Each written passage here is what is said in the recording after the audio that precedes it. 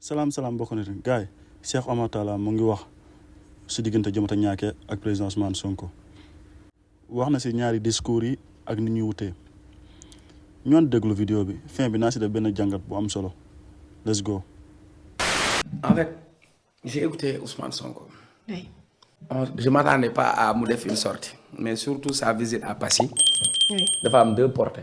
Elle a une portée étatique, mais aussi une portée politique. Parce que am na aspect bu mu wax ci wàllu réforme yi ñu war a teg sur la décentralisation et je trouve que Sonko su ko waxee c'est parce qu'il a été confronté au même problème que les collectivités territoriales, madame. Parce que Ousmane Sonko a été maire de Ziguinchor. Tu peux avoir ambition yu bëri mais tey ni ñu defee acte 3 de la décentralisation bi dafa am yu bëri yoo xam ne daf ci des xam nga nag comme c'est mon domaine. daf ma doon neex ma jël temps waxtaan ci mais bon am na yoo xam ne moo ñuy xaar quoi. Tu vois donc mu wax par rapport au territoire parce que tu peux être maire de Passy mais tu n'as pas les moyens de tes ambitions ni les moyens politiques parce qu'aujourd'hui les collectivités territoriales en dehors de l'appui état appui bi mu leen di def motul te doyul mais collectivités yi amuñu moyens yu bëri yoo xamante ni mën nañu taxawal yenn projets yi et développement Sénégal mënul jóge ci kaw ci suuf rek la mën a jaar. moo tax bi ma déggee mu wax lu jëm ci réforme boobu je me suis dit ça ce serait une bonne chose gën a yokk compétence yi parce que soo yokkee compétence da ngay yokk ay charges mais qui augmente les charges doit nécessairement augmenter les moyens. Après nag là il est venu en tant que premier ministre à l'invitation d'un maire et c'est ce qu'il a dit maire Passy bi moo ko invité pour poser première pierre par rapport ça c'est un bon prétexte mais aussi à partir de Passy dafa am lu mu wax mu ne moom il est là-bas mais pas en tant que premier ministre de Passy ou de Foundiougne mais du Sénégal. Oui. Mais boo xoolee tout à l'heure dama la wax Diomaye dafa génn le 31 décembre. wax ak sénégalais. voilà. oui. Sonko génn le 1er janvier. waaw wax ak sénégalais. mais soo tegee ñaari discours yi. fële maa ngi dégg Diomaye ne je salue l'engagement du premier ministre. fii yaa ngi dégg Ousmane Sonko ne gouvernement ak le président Bassirou Diomaye Faye. li mu wax li président waxoon démb. kon. mën naa jàpp ni ba tey ñoo ngi wéyal. wante ñoom ñaar. dafa am ligne de démarcation là où le président Bassirou Diomaye Faye passe sous silence la reddition des comptes et la question de la justice Ousmane Sonko revient sur ça Diomaye am na lu mu wax ne seen li mu tënku te sukkandiku ci mooy projet de transformation sociale voilà.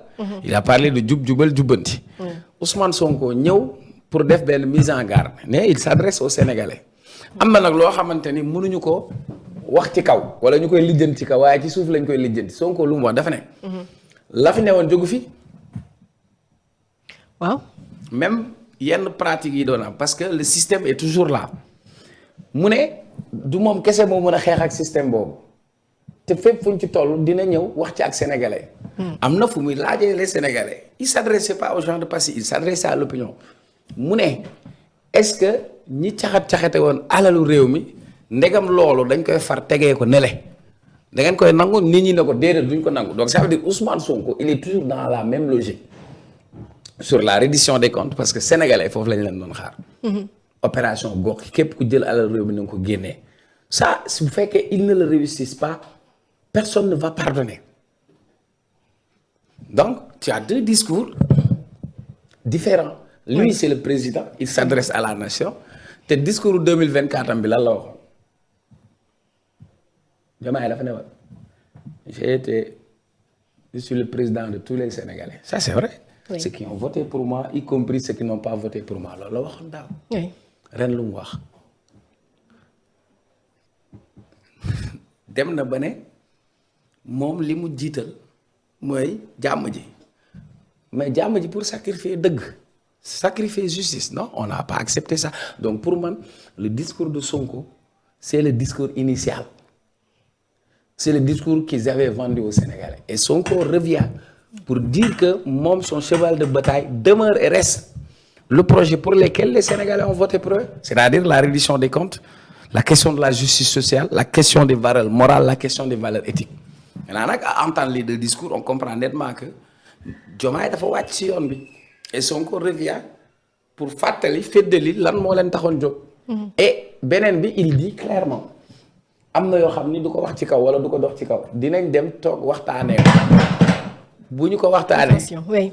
wut ci saafara fuñ ci toll dina ñëwaat wax donc en quelque sorte ces deux discours yoo xamante ni ils sont différents. mais Cheikh Omar à travers ces deux discours ak actes yi nga xamante ni gis nañ ko yii weesu da nga jàpp ni politiquement ànd mën a tuta am ci ñaar ñi rupture bi ñu doon wax ci politique dafa mel ni léegi moom amatul. oui mais c'est que acceptatif c'est-à-dire oui problème mën na am. waaw. différent am na. coow li mën naa bëri. mais nga man mënuma wax luy am suba. waaw. benn. waaw. boo déggee président ne maa ngi rafetlu engagement au premier ministre Ousmane Sonko parce que gis président buy def discours à la nation du tudd premier ministre am. c'était inédit. lan moo pourquoi il a senti le besoin de le faire. Le président quand il parle il engage le premier ministre. mais pourquoi il était obligé de le faire. c'est pour montrer que. qu'il tient. toujours à ça. oui. Ousmane Sonko suy wax danaan ci ndigalu président de la république. kon ba tey tàggali ko wuñ. ak démb li président de la république waxoon. lan la waxoon. loolu la waxoon Ousmane bi mu ngi wax. ci discours bi waaw. waaw léegi kon kay mel nag daa am yoo xam ne rupture rek la ñuy xaar moom te dëgg la de am na ñoo xam ne pour ñoom rupture mooy def seen affaire maintenant dans cette rupture coow li lu muy bëri bëri seetlu nga benn affaire da nga dégg ñu waxati ñeneen ñi dans cette tension politique am na lu positif. Il y a une bipolarisation de la scène politique. Maintenant, c'est Pastef mooy opposition Pastef lay ndurool. Da ngaa dégg ñu waxati ñeneen ñi mu lay laaj Sonko ngay dégg Diomaye dem na fii Sonko wax na li nga ngay dégg. déggatoo opposition bi. borom caravane na papillon sax jéem na génn fan yi. kan la ci ñoom. Modou Fen maa ko tuddee génn na fan yi sol na sax na moom bu amee costume bu bees rek créé fen yu bees xam nga génn na fi toog naan waaw di analyser naan koy Idrissa Seck te moom lu mu mës a wax day il passe à côté parce que toogal na fi ne Diomaye mënut a nekk candidat.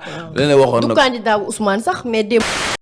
gars yi ñoo ko déggandoo lu Cheikh Omar wax mais ku waxta yàlla tax ñaar discours yi dañoo wute si lépp si waxin si comportement si gëm-gëm ak ci doxalin parce que bu ñu seetloo Diomata Ñaake daaw ak ren dañoo wute lool muy wax di naan da ngeen maa fal pour jàmm mais dëgg fu mu amul jàmm du fa am.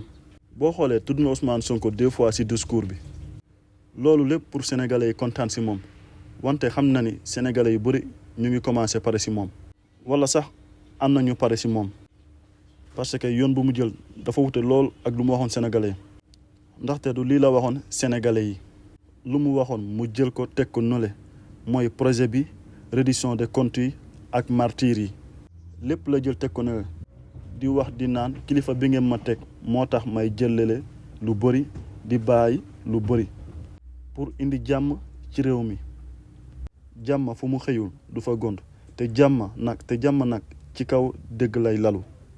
yow barki Dembo Ndiaye nga fi wax rupture pour justice pour ñi ñi faat diggante 2021 ba 2024 mais nga changé loolu yëpp nekk ci ay calcul politique Ousmane Sonko waxoon na ko bu yàgg bàyyi leen calcul politique te nekk ci liggéey projet bi wante xam nañu moom rek moo ci des ak ñu néew parce que moo jaayoon sénégalais projet bi ba ñu wóolu ko moo tax du musa bàyyi muy surux dina ci dem ba kirikoro te du ci wéet parce que dañuy ànd ak moom ba mu jeex incha allah ndaxte Sénégal rek moo ko ñor gaay boo leen amee loo leen ci yokk bil leen ko ci commentaire yi abonné leen ba beneen vidéo ak beneen jàngat incha allah